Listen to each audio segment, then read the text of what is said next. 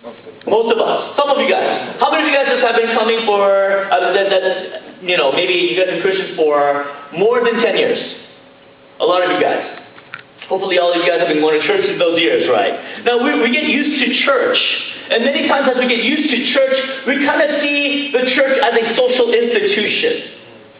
And many times, there's a lot of things that go on in any social institution, whether it be social interaction or social benevolence or being good to one another. I mean, there's things like that in any kind of social group. Are you guys with me so far? Amen. Are you guys with me so far? And sometimes we come to think that maybe church is nothing more than that.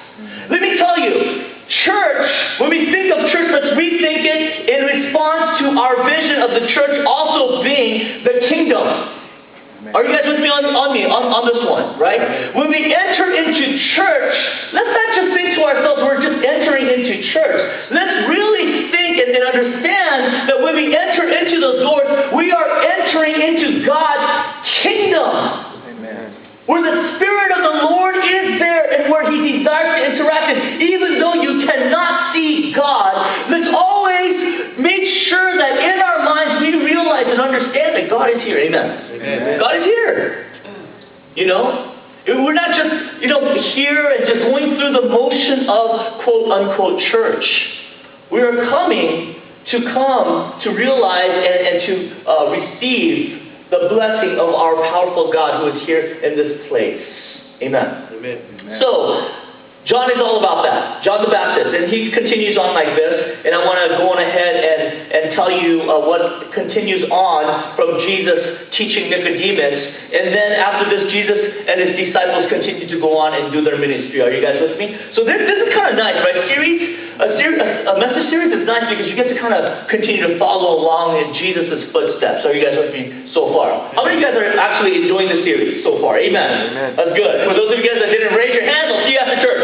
Amen. All right. So let's continue on.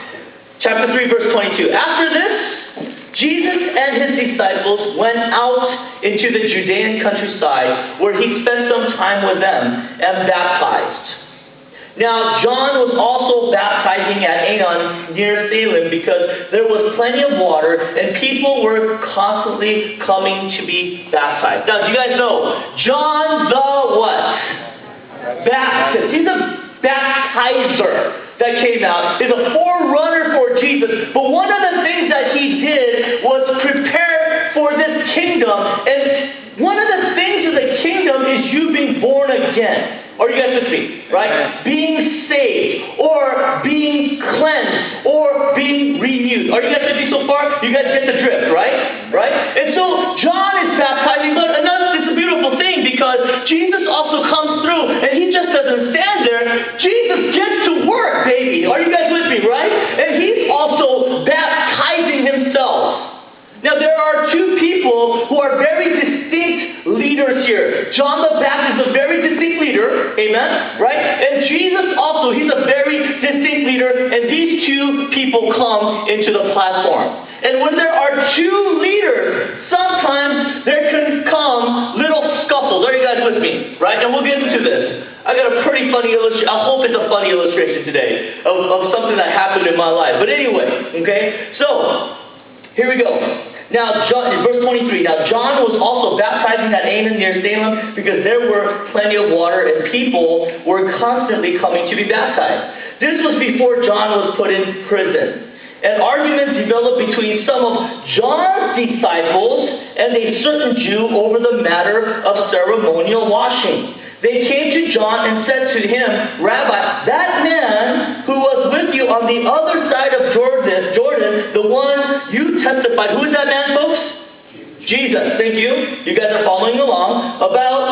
You testified about, well, he is baptizing and everyone is going to him. They think, what's up with you, John? We're following. We're your leaders. You're supposed to be a powerful guy. Why are they all going to Jesus? What's going on right now? Are you guys with me so far? It's like, I don't know. Like, in this life, there's always followers and leaders, and you always want to be the follower of the leader who is the most powerful. Are you guys with me so far? Amen. Right? And so there's a little, insecurity among John's disciples. And this is beautiful. John replied, "A man can receive only what is given him from heaven." Amen. Oh my gosh. Basically saying, you be good with what you have and be real. Are you guys with me? Mm-hmm. Be real with your lot in life. This is a hard thing to do, my friends. Mm-hmm. Being real with the lot that God has given to me, even though you want more. Mm-hmm. Brothers and sisters, what I want right now is I want Benji to be just like everyone else. Mm-hmm. Are you guys with me? Are you guys seeing the reality of this text for me? Yes. To realize what God has given to me in my life and just being able to accept it. And saying, Lord, this is what you have given to me. And for me to say, it is well with my soul. Amen. Wow. Amen. It's a difficult thing to do.